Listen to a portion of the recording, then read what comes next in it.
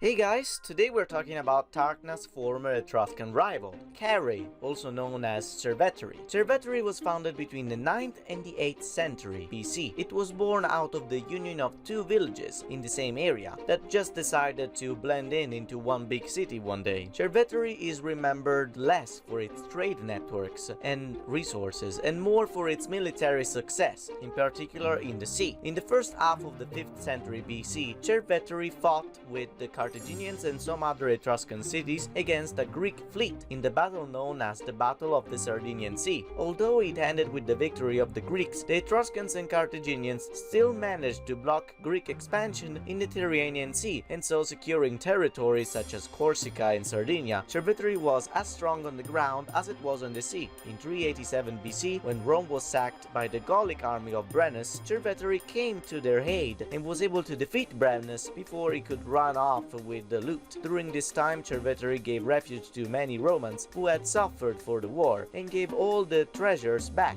to Rome when Brennus was defeated. What makes this so admirable is also the fact that before all this, Rome and Cerveteri were bitter enemies. The Etruscans in Cerveteri must have been absolute bros. That's what I thought until I read about Cerveteri's curse. It is said that after the Battle of the Sardinian Sea, the Cerveterians brought home many Greek prisoners. These people were stoned to death and buried in the middle of town, which according to the ancient sources resulted in a plague in the city. This curse was only lifted after consultation with the Oracle of Delphi. To compensate for the harm done, the citizens of Cerveteri were required to schedule athletic contests every year to honor the dead Greek prisoners. Only recently they found the site where all the prisoners were moved and reburied. It is located midway between Cerveteri and another town called Pyrgi, and the prisoners were buried in mass. Commercial relations with the Greeks, however, were not interrupted. On the contrary, a rich community of merchants and craftsmen of Greek origin flourished in the city, although some decades after the tragedy. Cerveteri enjoyed friendly relations with Rome until 253 BC, when Cerveteri decided to support Tacna in a small war against Rome, where they were defeated and Cerveteri lost part of its territory, including the coastal areas. Deprived of its port, Cerveteri was thus doomed